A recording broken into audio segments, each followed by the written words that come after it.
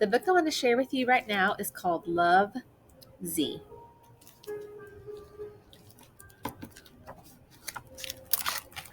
I'm going to scoot myself over so you guys can see the book better. Okay. On a bright, chilly day, Z went out looking for adventure and stumbled upon a piece of half-buried treasure. Inside was a message, too smudgy to read, except for 2 words at the very bottom. Love, Beatrice. The young robot did not know what love meant or who Beatrice was, but they felt important. So Z tucked the treasure away and headed toward home. As night fell, all the robots prepared to power down and recharge for the next day. Z asked for her bedtime story, and a nightlight, and a goodnight kiss. Tucked snugly in bed, Z's thoughts drifted back to the important treasure. "What is love?" asked the young robot. "Does not compute," replied the old rusty robots. Then they said, "Sweet dreams," and turned out the lights. Alone in the dark, Z could not sleep. The other robots had always been able to answer Z's questions. If they did not know what love meant, who would? Maybe there was one person. In the morning, Z went out looking for Beatrice. "Hello, I am looking for Beatrice," explained Z. "I want to know what love is, and she will have the answer." "That sounds important," said the captain. "Climb aboard, and we'll go on a quest." So they did. Unsure of how to start a quest, Z asked around. "Excuse me, are you Beatrice?" "Are you Beatrice?" "Hello, are you Beatrice?" "No," said a voice. "What's a Beatrice?" "We are on a quest to find out what love is," explained Z, "and Beatrice will have the answer." "I don't know any Beatrice," said the crow, "but to me, love is sharing your food, even when it's delicious." That did not compute, but Z thanked the crow anyway and changed course toward a place with delicious food. The baker did not know Beatrice either, but she was happy to share what love meant to her. Love is when someone is patient and takes the time to teach you new things. That did not compute, but Z thanked the baker anyway and changed course toward a place with teachers. The kids at recess had a lot of thoughts about what love meant. Love is butterflies. Love is sweaters. Love is wishing on a star. Love is lawn gnomes. Love is a million puppies. Love is snowflakes on my tongue. Absolutely none of them computed.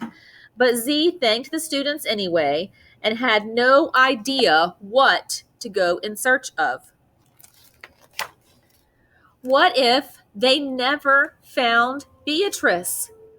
What if love was something a robot just could not compute? Z was about to suggest when they changed course toward home when they stumbled upon a good place to spend the night. "Hello, we are on a quest." "Oh, never mind." "Hello, I'm Beatrice," said the old woman. Z could not believe their luck. "What were you doing out there in the cold?" asked Beatrice. Looking for you, explained Z. I want to know what love is, and I thought you would have the answer. Beatrice paused to think. She thought and thought and thought some more.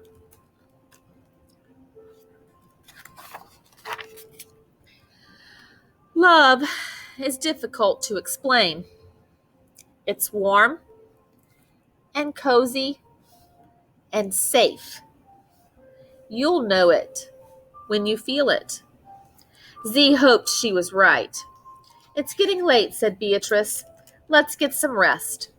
The young robot was preparing to power down and recharge for the next day when the old, rusty robots arrived unannounced. Z, you were gone. We were worried. But we found you. We brought your favorite bedtime story and your night light and a good night kiss. It was tucked safe, snugly in bed. Z felt warm and cozy and safe. It was a feeling the young robot had felt many times before, but now it had a name. Love, Z.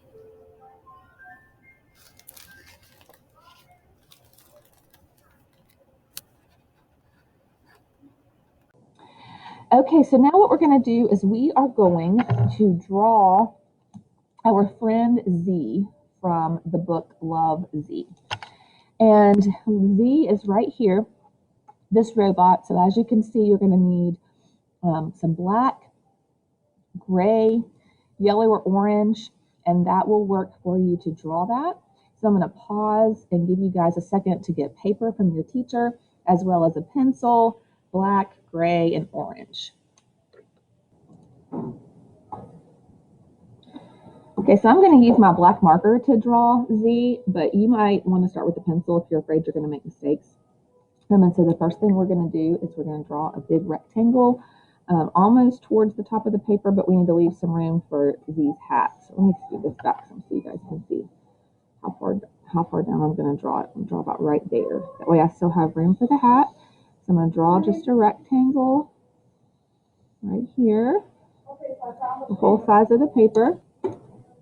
Okay, so we have our rectangle, and the next thing we're going to do is add in our hat. So we're going to draw kind of, instead of not straight up and down, but we're going to draw them out a little bit like that. So I'm going to come in about 1 inch, and I'm going to draw out like that, and I'm going to draw out like that. So that's what I'm doing with my lines. Okay, and then I'm going to connect these lines, and this is going to make the bottom portion of Z's hat. So just like that. And now I want to put the triangle of her hat on top, or his hat. Okay, so there we have the top of Z's hat. And now we want to make it look really sailory. So what we're going to do is we're going to add in lines like this. And make the creases stand out and make it look authentic. So I'm just adding in some lines. Then we have a triangle. And I have 2 more lines. So I'll pause for a second while you guys add that in. And you can see that my triangle is not perfect. It's lopsided off to the right side, and that's okay. It's still fun, and it's still a piece of work because you create it. It doesn't have to be perfect. There will always be imperfections in art, but appreciation of art is in the eyes of the beholder.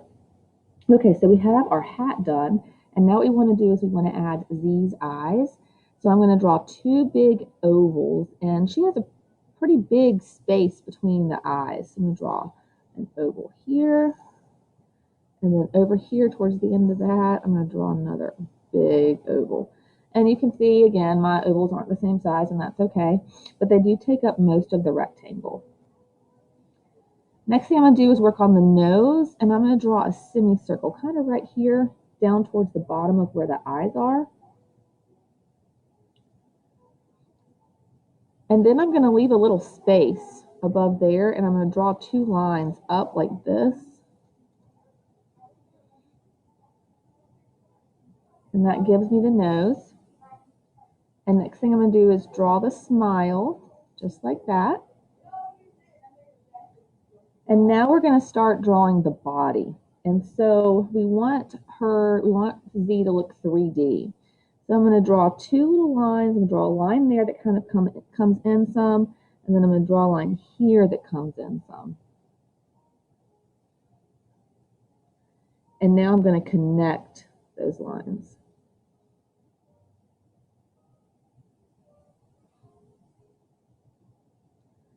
And now what I'm going to do is I'm going to draw another rectangle below her body, but I'm going to leave about 1/2 inch between the two.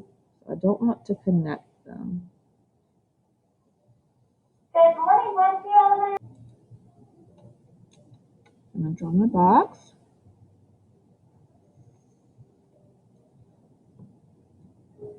And if you noticed, I never really noticed this myself, so I went to do the drawing. Z's body's not attached, so the head kind of floats there.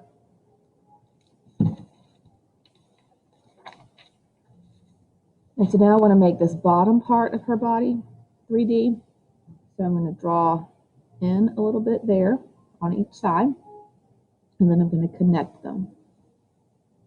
Now when you go to color this in a little bit, you can see that they did the gray on top a little bit darker than the gray on front, and that kind of helps with the depth on it as well.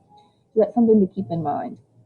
And you can see even on the legs, the gray is darker at the top than on the bottom, and even on the arms and some shading underneath the face. So if you use different shades of gray, it kind of helps the robot look more realistic. Okay, so the next thing we're going to work on is the legs. We're going to draw 2 legs that go all the way down to the bottom of the paper. So they go all the way off. And let me bring my screen down some so you can see that. So they go all the way off the bottom of the paper. And then the next thing we're going to do is draw stripes. So just all the way down her legs, just draw lines.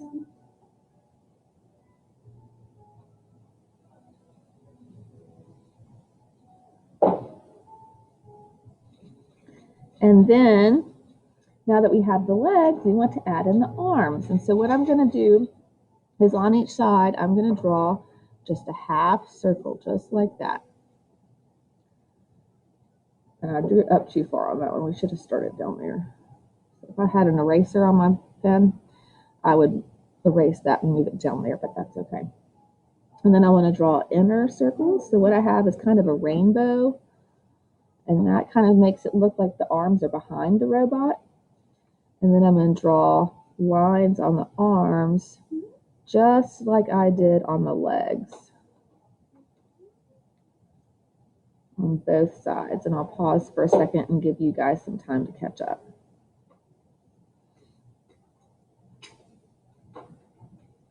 And the final thing I'm going to do is add my Z. If you look at the picture on the cover of the book, you can see, oh, and look at all the other robots. I never even noticed that myself. All the robots are named by letters. So you can see also on the cover we have robot A, L, M, F, Y, and I. Isn't that awesome? Illustrators a lot of times do neat things like that. They added in just things that you really have to look at the illustrations to notice. So we have Z. So when you start to color your robot, so we have our full robot done. We have Z finished. When you start to color her, there's the colors again. You have grays, blacks, and then an orangey-ish, yellowish eye color. So have fun coloring her and have a great day.